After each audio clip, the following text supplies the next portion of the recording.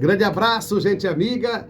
Olha, o assunto agora no nosso quadro PC Entrevista é aluguéis. O preço está um absurdo. Uso campeão, quem pode fazer? Questão de aluguel, contrato, como fazer? Inquilino está dando dor de cabeça. Eu chamei uma especialista no assunto para você que trabalha com aluguéis, que vive de aluguéis, você que precisa alugar.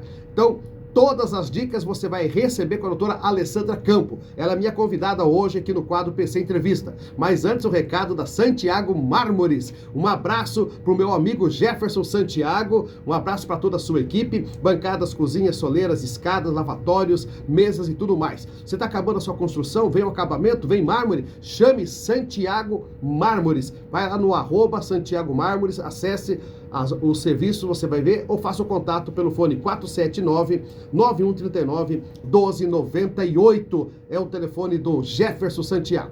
Doutora Alessandra, primeiramente, prazer em conhecê-la e receber aqui no nosso quadro PC Entrevista. Seja bem-vinda. Prazer, PC. Boa tarde a todos. Certo.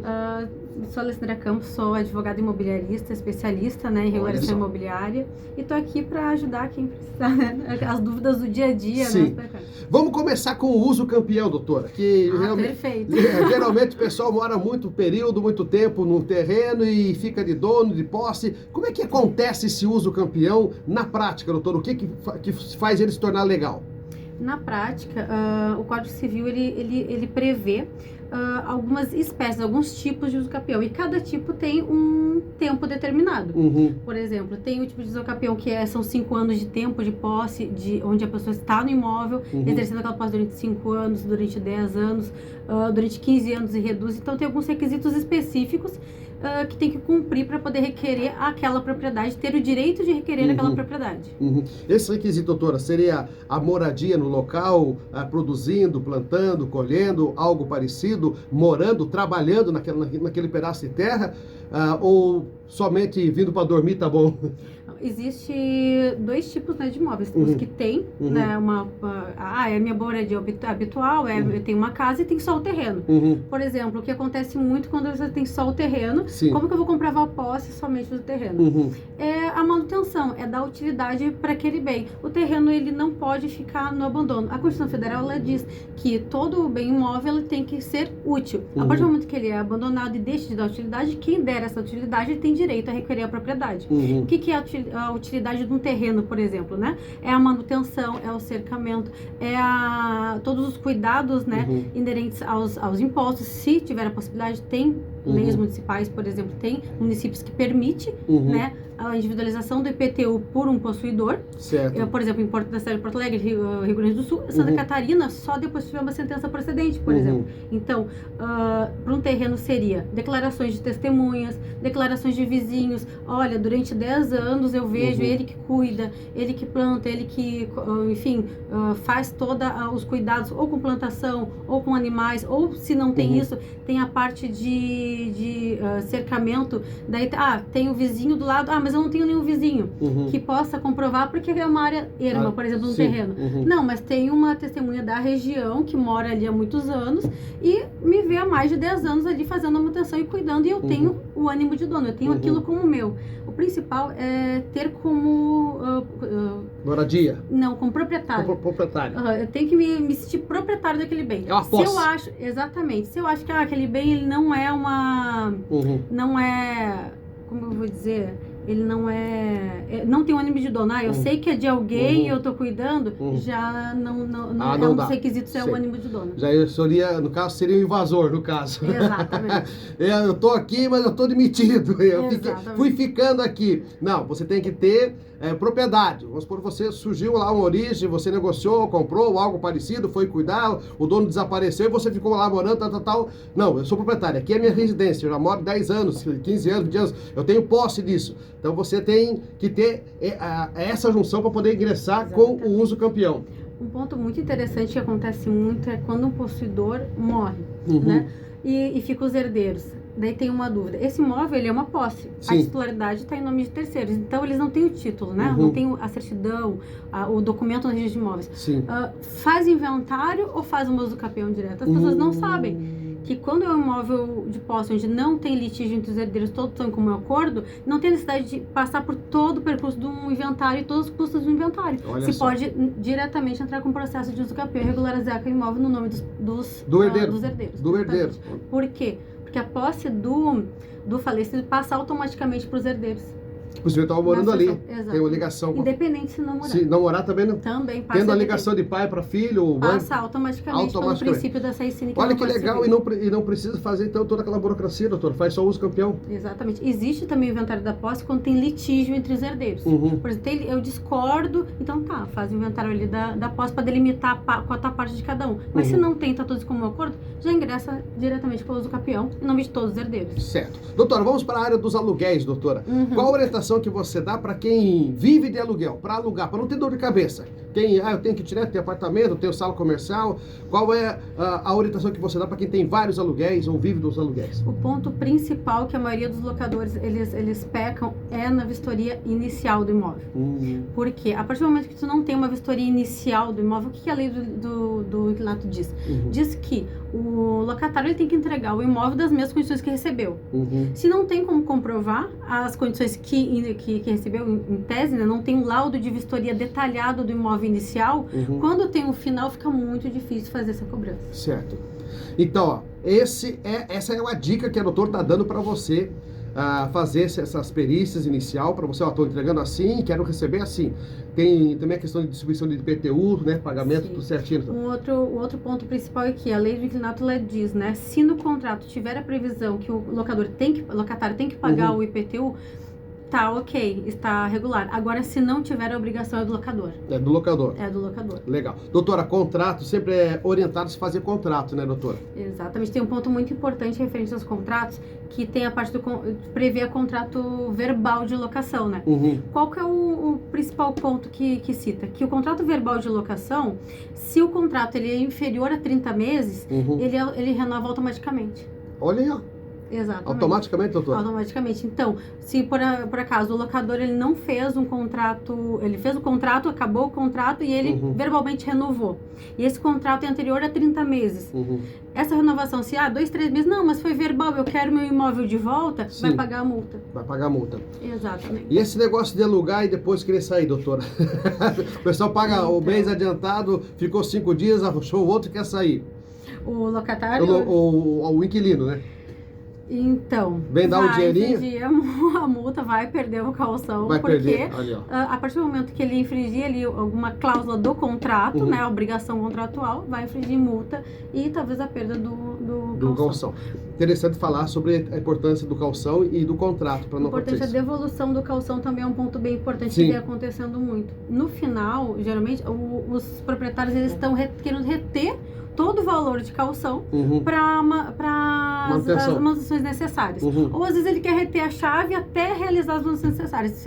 Isso é um abuso, isso não pode ocorrer. Quando acontecer, por exemplo, a retenção de chaves do imóvel em troca da manutenção entregada como tem que ser feito, o ideal é fazer uma ação que significa ação de consignação de chaves.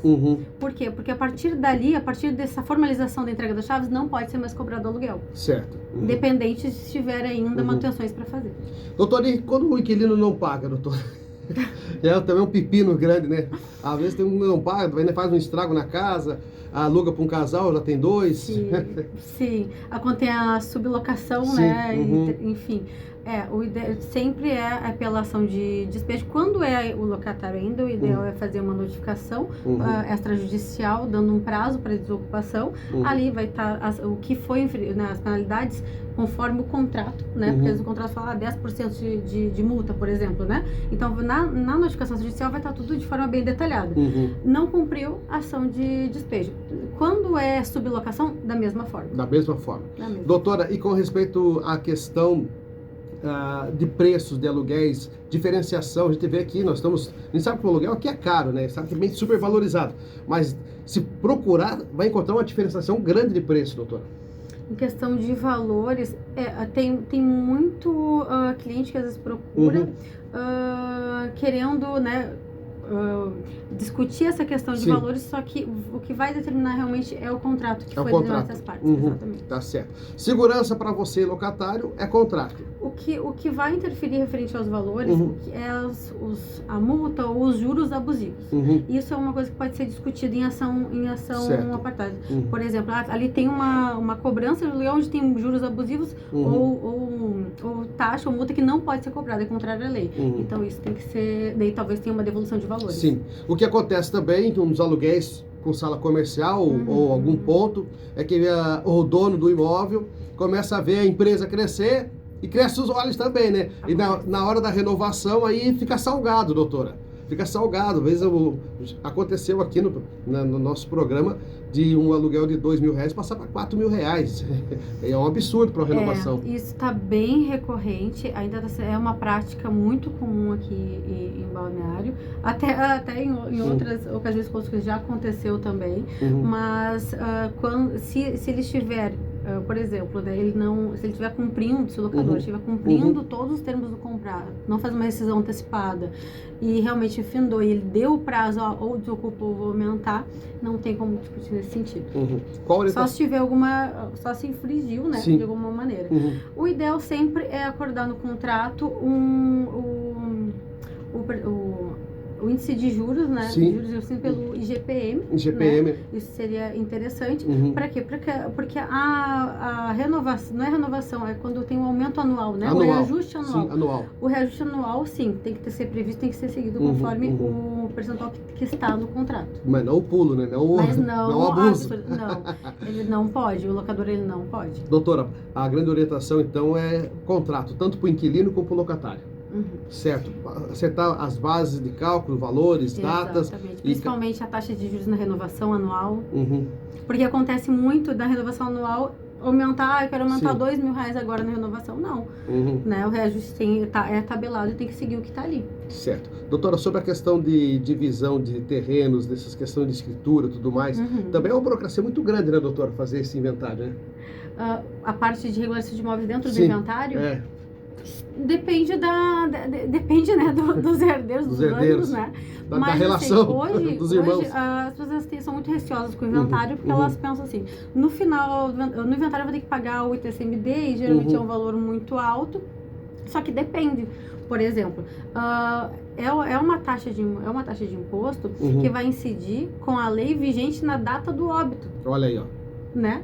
Por exemplo, tem pessoas que às vezes tem inventário, tem 3 Eu falei, um foi o primeiro há 20 anos atrás, o segundo e o terceiro.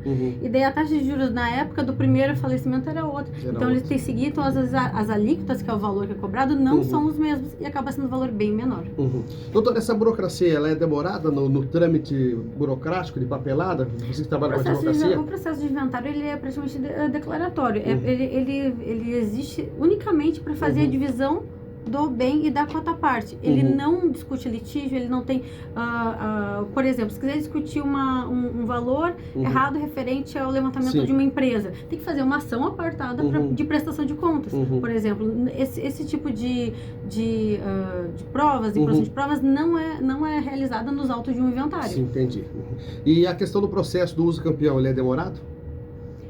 Também depende do caso concreto, porque eu já peguei casos de uso campeão onde no judicial foi mais rápido que no extrajudicial, porque era uma posse que estava muito bem fundamentada, não tinha nenhum tipo de litígio, contestação, não teve contestação do município, da União, do Estado, de nenhum vizinho. Nada. Titular registral também não. Então andou de uma forma bem tranquila e até rápido. Lógico, nós advogados temos que impulsionar. Então, assim, quando não tem um andamento durante um tempo, a gente sabe como é que é o volume do judiciário. Só que também não pode ficar parado. Então a gente tem que impulsionar, tem que solicitar o prosseguimento com base na lei. Doutora, hoje os aluguéis, ele é uma indústria. O pessoal hoje investe no aluguel.